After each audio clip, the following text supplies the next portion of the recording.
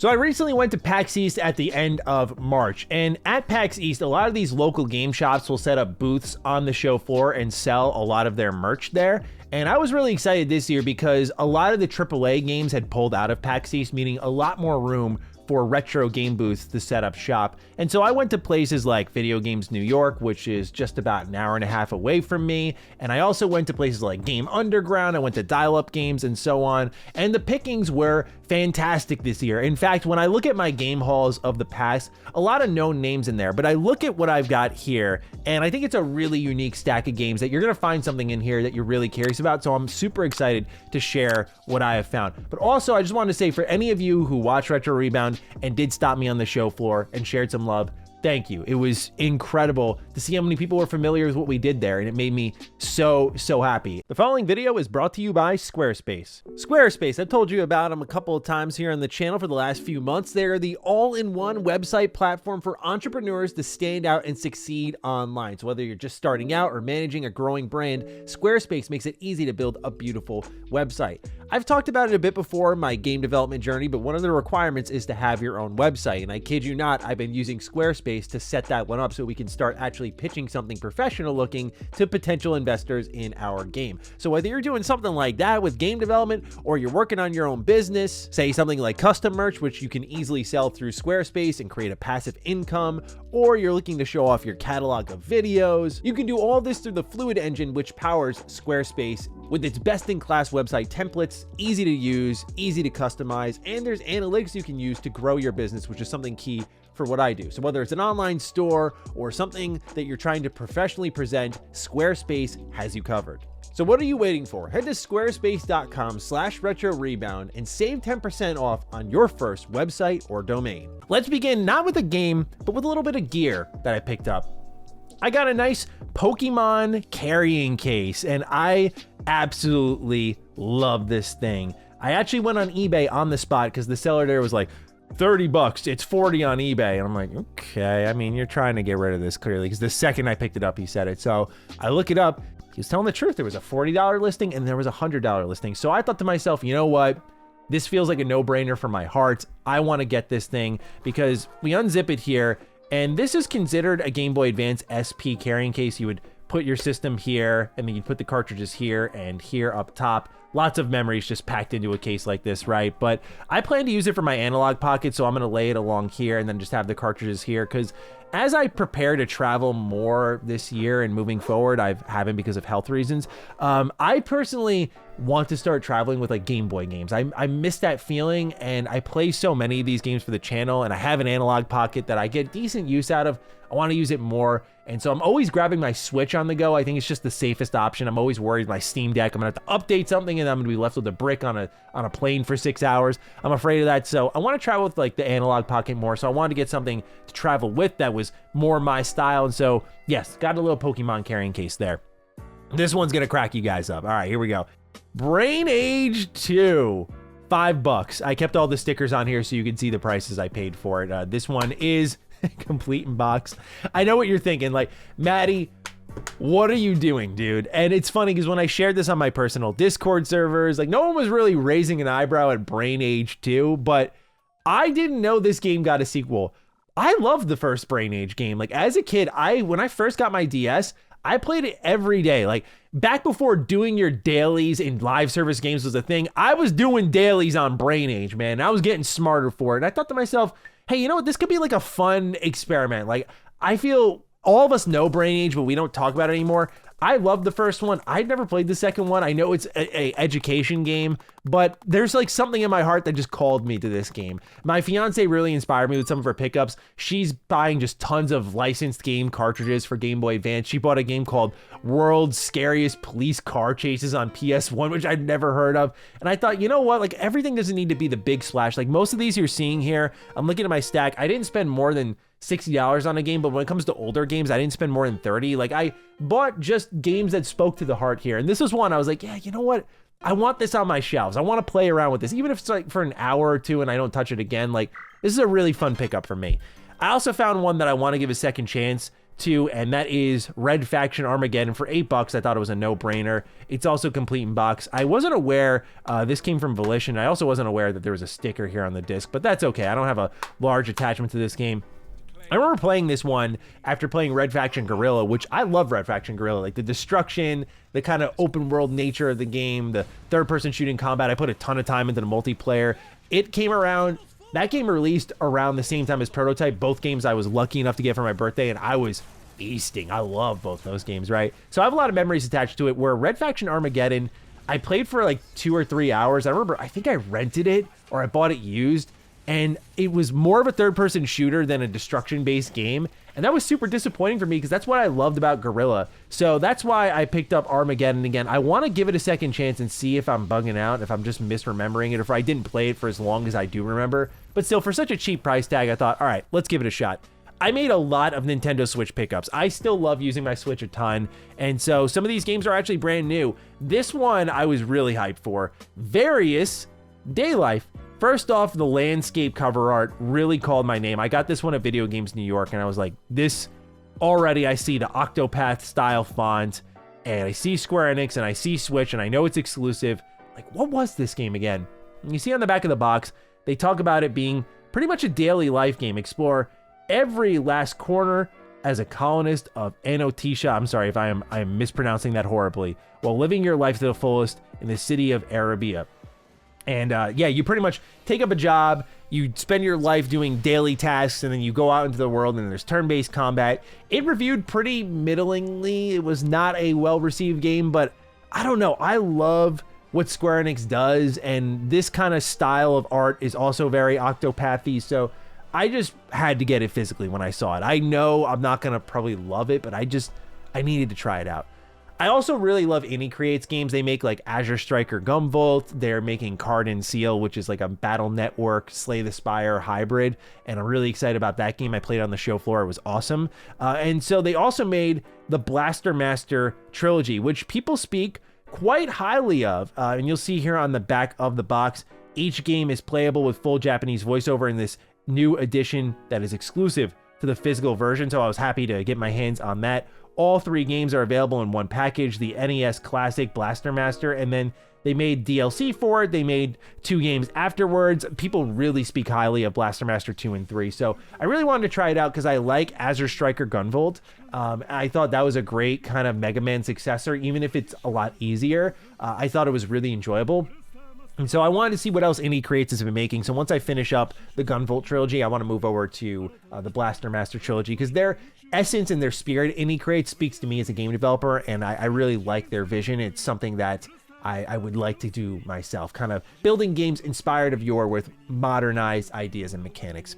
We also got from Limited Run Games a couple of pickups here. We got Cursed to Golf. I saw this one for $35, and I do admit I have a lot of limited run shopping done at PAX East. You don't have to worry about shipping times, stock issues. They are there with many copies in hand. They had many licensed games, but to me, this indie gem stood out. I wanted to play this at launch, missed it, saw it there. For those who don't know, it's like a roguelike dungeon golf game with like physics, and it's just awesome. It's very different looking. They say here on the back of the box that you engage in precise golf-like gameplay. You meet legendary caddies who teach you tips and tricks. You golf the greens of over 20 ace card power-ups, 70 plus randomly ordered dungeon-like holes. And I like this because I love Mario Golf. Like, I love golf video games. Everybody's Golf was a criminally overlooked game. So Cursed to Golf just seems up the golf alley for me. And then the last Switch pickup we made was One Step from Eden. I actually didn't get this from the Limited Run booth, even though it is Limited Run published. I got this one from Video Games New York as well for, as you can see here, $50. Like I mentioned, this one was $35. This one was $60. This is the most expensive game I bought at the Indie Creates booth, and this was $50. Anyway, back to One Step from Eden. This was one where I noticed I really needed to set up the Game Eye app, which is something I talked about in previous haul videos, because when I bought it, it was that moment of like, I might be overspending here because I'm pretty sure I have One Step from Eden. I came home, I checked all of my shelves, and I don't have it. So I was very happy I did pick it up because, as you can see on the back of the box here, when you see that horizontal grid, you see the camera angle it's on, you see these chips here. It's very Battle Network inspired. If there's one game that's come close to Battle Network in its gameplay, it's One Step from Eden. I'm awful at One Step from Eden, but I still enjoy playing it a lot. It's one I was happy to have added to the collection because I want to get better at it. Having it on the Switch instead of where I originally played it, which was on Xbox, I played it through Game Pass. It is one of those moments where I remember playing the Persona dancing games on PlayStation 4 when they came out with 3 and 5's dancing games versus playing 4 Golden's dancing game. And I remember how I didn't like the dancing games on PS5 and 4 because they just didn't fit well on a big screen. Like I enjoyed them looking down at the handheld that was more responsive, more engaged. So yeah, like for me, One Step from Eden, I think I'll click better and be better at it with handheld in mind. I finally got one I've been looking for a long while in the collection.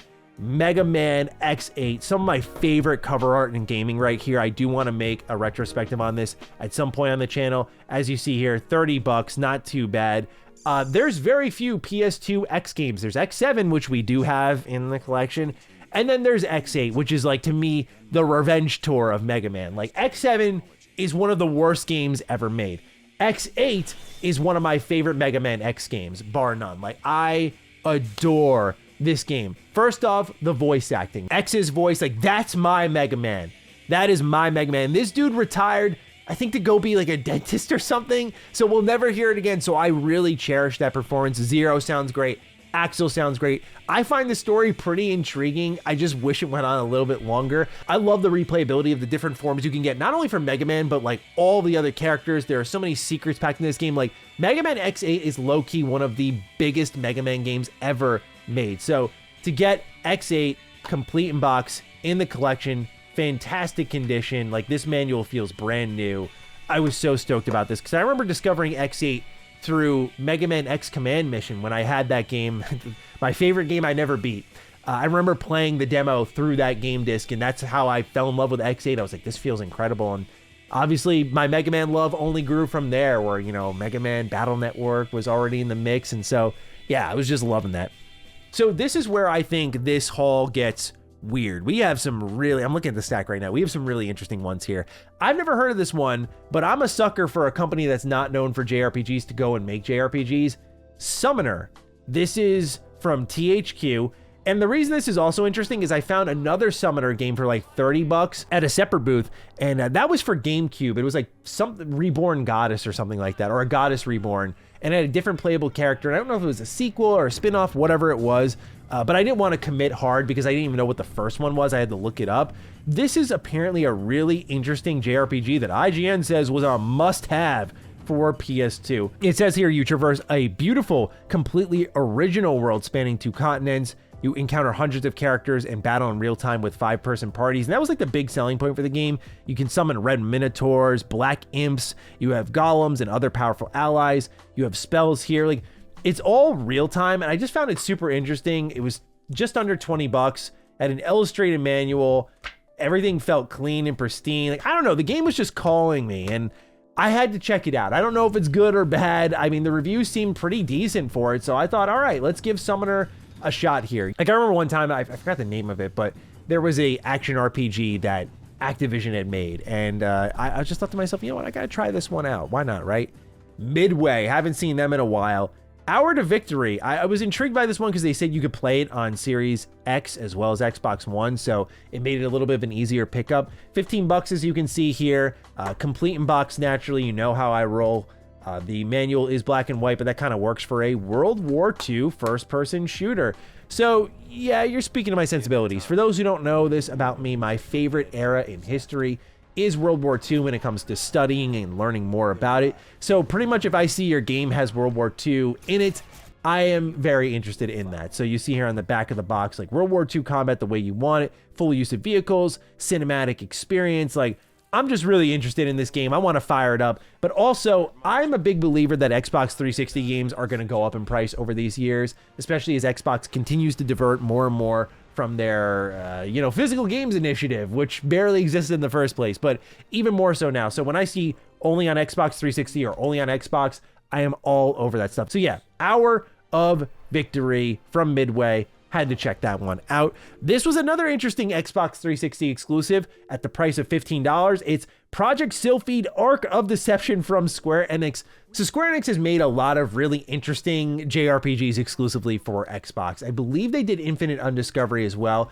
As you'll see on the back of the box here, this is a spaceship sci-fi combat game. It says engaging space saga from Square Enix, makers of Final Fantasy and Kingdom Hearts. And yeah, they made this big space game exclusive to Xbox. And I thought to myself, you know what? These JRPGs on Xbox 360 are so wholeheartedly interesting to me. One day, I just want to make like a whole video talking about the very weird JRPGs on Xbox 360. I think it would make for a fascinating long form video because there are so many ones that pique my interest. And it says here, like, defend against a maniacal threat, pilot exhilarating combat, fly with ease. Like, it's not about the characters, it's about the spaceships. And I was like, that's a really unique idea for a JRPG. So $15. Again, I was looking for low and slow, easy flyers that I could give a test for and not feel like, damn, I spent a lot on that and I didn't even like it. We have here a game that I couldn't say no to because I saw this logo on the bottom. State of Emergency, which you'll see here, was $10, so not too bad. Yeah, when you see Rockstar on the cover, you naturally turn your head, and I've heard really good things about this one. They say on the back of the box, huge selection of hand-to-hand fighting moves and tons of super destructive weapons. Prepare for chaos as hundreds of people fill the streets. Each citizen reacts differently to events. Topple the corporation of cause complete mayhem. And here on the inside, you have a manual, which is illustrated, looks pretty good.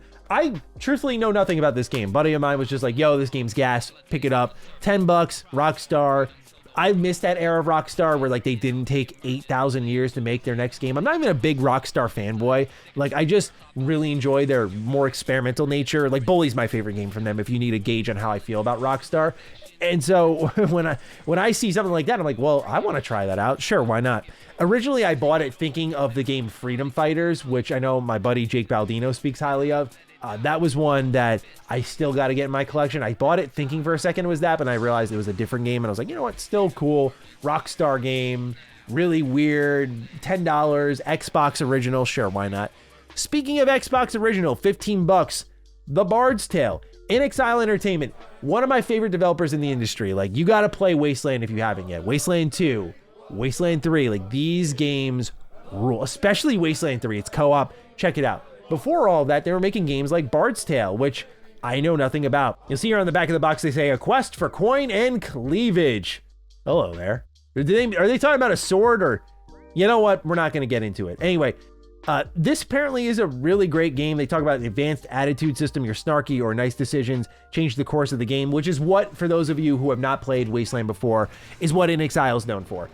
They make some super reactive games like Wasteland 3. Every choice you make has a consequence. I don't know how they wrote this game. I don't know how they created endpoints, but naturally when I saw a complete box copy of some of their original work here, I had to check it out. Black and white manual, not my favorite, but had to add that to the Xbox collection. And honestly, the rest of these are games added to the Xbox collection. Xbox is super cheap to shop for. Xbox also has a great exclusive catalog. And I think like for a lot of people, they get baited in by the GameCube nostalgia, where many of these games run just as well elsewhere and they're cheaper. So I don't know. There's some games I could have got for GameCube, I'm sure, but certainly that wouldn't have been Doom 3 Resurrection of Evil, $13 as you see here. So this is a Doom 3 re-release to my understanding.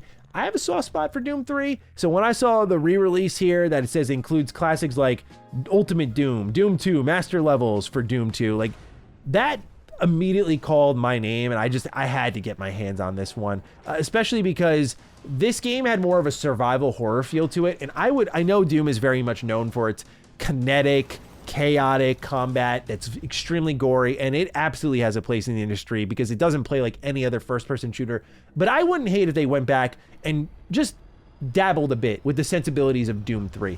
As you'll see here, complete in box. Manual's got blood stains on it. It's kind of got like that typewriter sort of fonts. I love the presentation for it. So very excited to fire this one up one day when we can do a nice Doom retrospective. But Doom 3, 13 bucks, why not, right? Last game of the haul here. Another game that has had some wild entries leading up to what has defined it now for Machine Games. Return to Castle Wolfenstein Tides of War. It's the definitive Xbox Live experience.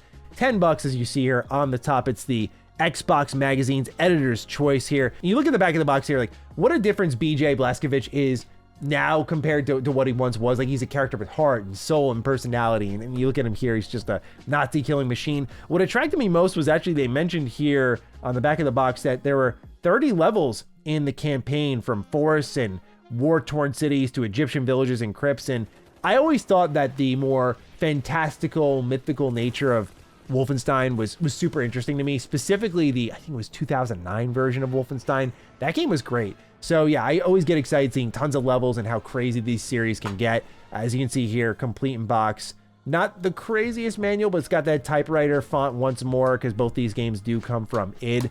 And so, yes, ladies and gentlemen, that is it. That is the haul. And as you can see here, it's so big that my camera cannot contain all of it. So we'll put it into 2 stacks here and try our best to sift through it all. But overall, really pleased with the PAX East pickups. Out of everything I'm most excited to fire up, it's got to be right here in Various Day Life. This game, I just think, is super exciting. So I'm curious to see if I end up liking it or abhorring it like much of the internet does. But with that, ladies and gentlemen, that is my haul from PAX East. So much it can't even fit the camera, and you have to even include here the Pokemon carrying case. So with that, take excellent care of yourselves, and I will see you in the next Retro Rebound. Peace out.